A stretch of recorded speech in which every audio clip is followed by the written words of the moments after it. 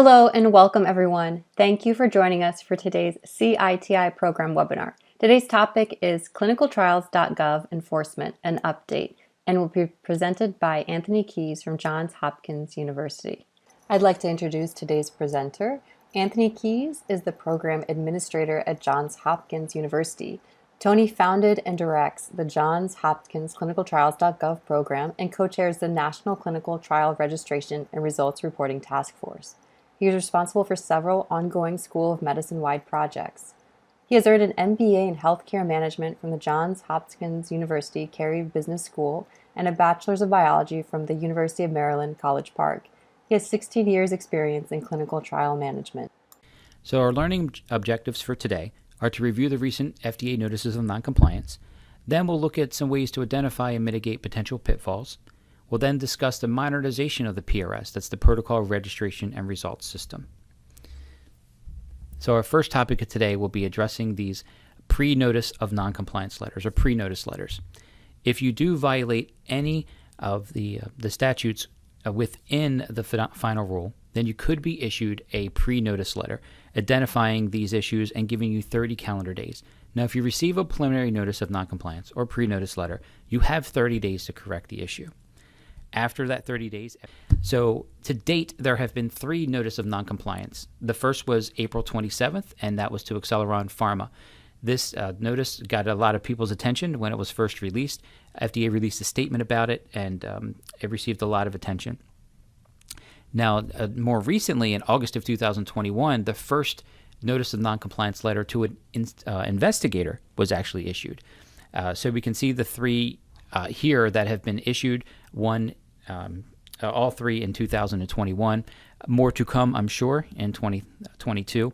And this is what it actually looks like. If you go to ClinicalTrials.gov and type in this record, this is what you'll see. You'll see a FDAA 801 violations tab. You'll be able to see when it was issued by the FDA, and you'll be able to read the notice right there.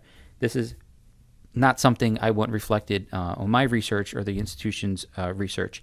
So make sure that you are keeping everything compliant. So a couple of these issues are principal investigators leaving the institution.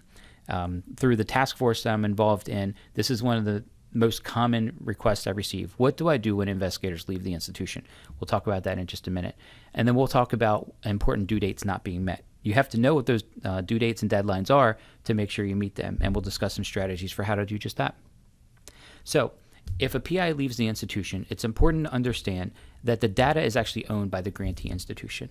Very, very seldom will the PI be the owner of that data or that study. It's the institution or the grantee institution or organization that is responsible for making sure this record is up to date. So if a principal investigator leaves, some institutions will say, well, the data left with the investigator. That's actually not the case. The data is the property of the organization and must return to the organization. So an ounce of prevention is worth a pound of cure, obviously, but if your organization puts together some robust policies to make sure that you're aware before or prior to the PI leaving the organization, then that would be really important to have policies in place. We have such at Johns Hopkins where an investigator before they leave must dictate each and every record if it's going to go with the investigator to the new institution or be transferred to a new investigator at your current institution. So if a principal investigator does leave, and that happens all the time, that's okay, that's totally fine, will the PI maintain access to the record? So you, as the PRS administrator of your institution, can continue to grant that principal investigator access to the record through the organization, or you could choose to say that once the investigator leaves the organization, that their account is disabled within your PRS, and the record either gets transferred to someone else at your organization, or the entire record gets transferred through ClinicalTrials.gov to the new organization. Here at Hopkins, this happens many, many times a month, if not every week, that a record will either get transferred to someone else here or will be transferred in its entirety to the investigator's new institution. And that depends on a lot of things. Is it done under an IND or IDE, and that IND or IDE is being transferred with the principal investigator to the new institution? If so, then that entire record needs to be transferred. So you send an email to register@clinicaltrials.gov, and inform them that this record will in fact be going to the principal investigator's new institution, and ClinicalTrials.gov will help make sure that that transfer happens as seamlessly as possible.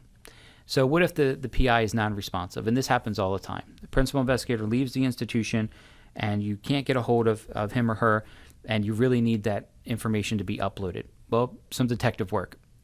When this happens here, we've gone so far as to review PubMed, to look at news events, to find co-authors of different papers that were there, to find anyone associated with that investigator and try to track them down and find them. Now, when we do end up tracking them down and we let them know why this is important, hey, your participants deserve to know this.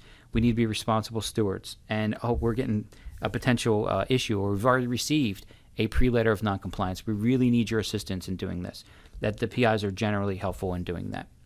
Now, and only once did it actually happen where we actually had to get legal involved and let that principal investigator know that when they left with that data, that was actually a violation, a potential crime, that actually taking data from the university actually needs to be returned. And once that principal investigator understood that they did not own that data, the university did, they gave us all the data back and we were able to report that result. Okay, so that covers principal investigators leaving the institution. This is something that continually comes up, and I know is a sore spot for some, but it does take some work. And if that work is on the front end, having efficient HR policies in advance, then that will really save you a lot of time and frustration. So when we need to update the record, there's 13 different elements in the statute that are described as having to be updated within 30 calendar days after the change occurs. So over the course of a typical record, the IRB status will change, the enrollment data will change, the intervention name may change, the title may change, who the responsible party is may change. If any of this needs to be updated, it must be updated per statute within 30 calendar days after the change occurs. And this is also written into the statute as being a potential issue of noncompliance. So update the record frequently. ClinicalTrials.gov is not something that you put a record in and then you forget about it.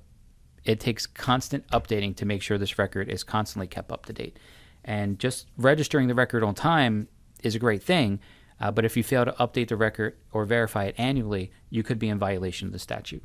One of the other noncompliance pitfalls, and one of the reasons why you may occasionally have a late record, even for an institution with a robust compliance policy in place, is some investigators who are not ready to submit results know full well that results are due 1 year after the primary completion date, and figure it might be a good idea to move your primary completion date maybe into the future, maybe years into the future.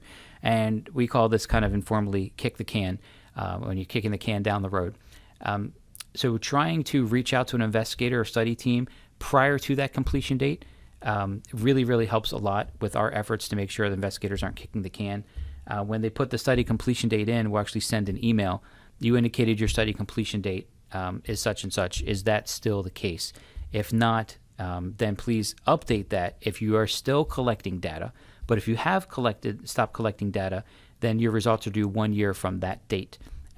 Waiting in the past, we used to wait until the results were due and would reach out to them a couple months in advance of the results being due, and that's a good strategy. But we noticed with this kick the can is as we weren't catching up to that a lot. A lot of times we would realize when we asked when was that data collected, we realized that data collected years ago. So the study was already out of compliance. So reaching out the time of the study completion date instead of waiting for when the results are due helped us a lot to avoid this kind of kick the can strategy. So in summary, I wanted to let you know that although there are only 3 notice of noncompliance letters in 2021, you can expect that number to increase exponentially. So please be prepared. Now, one of the reasons I was really excited to be asked to do this presentation is I just wanted to take a few minutes letting you know why this was so important and what you can do to be more prepared, because these issues of noncompliance will just continue and continue and continue. I also wanted to try to be helpful in giving you some potential strategies to identify and mitigate some of these noncompliance pitfalls. These are all ones that I've experienced here at Hopkins and have helped many, many other institutions face. Of course, there's more that I couldn't cover in this presentation, but as much as you can be aware and avoid these pitfalls, that would be to your best interest. The ClinicalTrials.gov modernization, again, is much needed and definitely much appreciated. Really appreciative of the efforts of the NLM to keep that effort moving forward. And then, of course, if you'd like to, please consider joining the task force. I think you'll find a lot of value in that, in the listserv, and the documentation that's provided to members, and certainly the monthly meetings where we deliver good, useful content to those that are working in this space. I also invite everyone to review our content offerings regularly, as we are continually adding new courses and webinars in various areas of research, ethics, compliance, and professional development.